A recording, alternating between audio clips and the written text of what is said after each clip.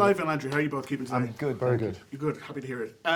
First things first. First thing in the morning, you take out your phone. What is the very first website or app you check first thing in the morning?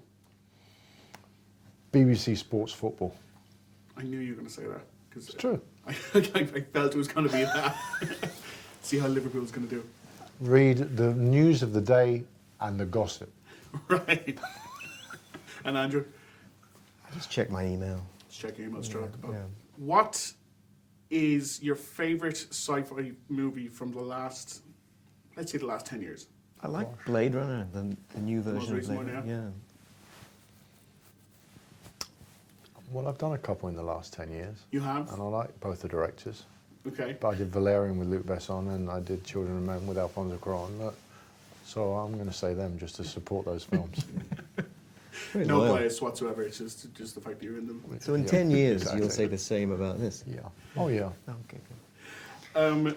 When you're making sci-fi, there's a handy little buffer, which I heard mentioned before, where we can talk about something that's current today and say, oh, it's 10 years in the future, but obviously it's very prescient, and obviously Anon is tackling that fantastically.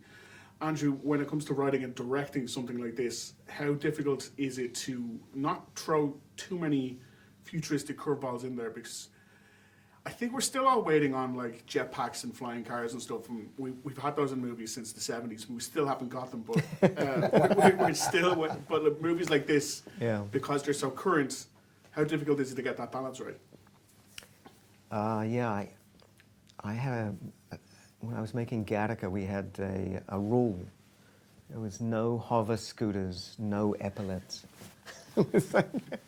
That's a tough rule for any movie, though. No hover scooters in anything.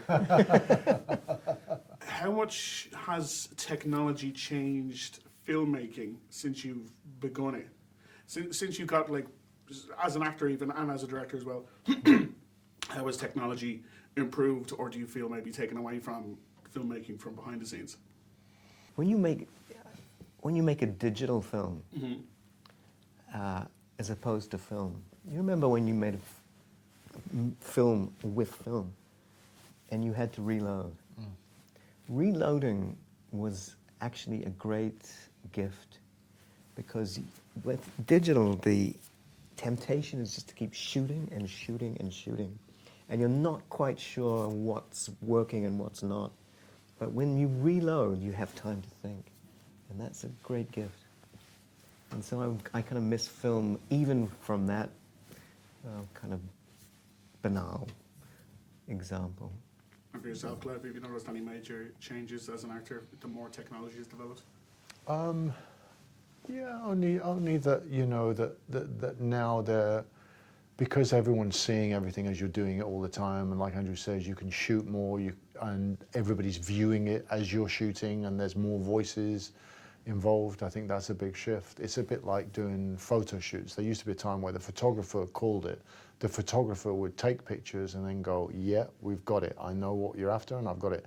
Now there'll be 20 people looking around at the shots and all chipping in and saying, and he's sort of less empowered in a way. I think shifts like that.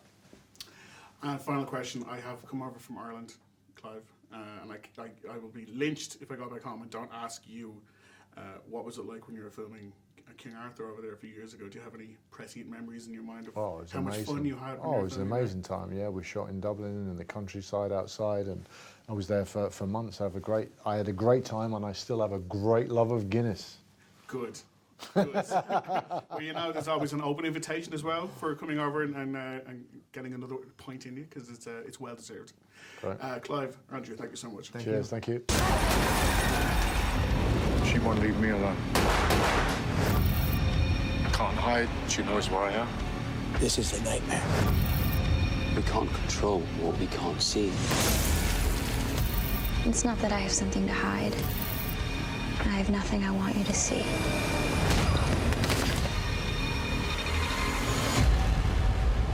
So strange to look at you and see nothing. I don't want to exist.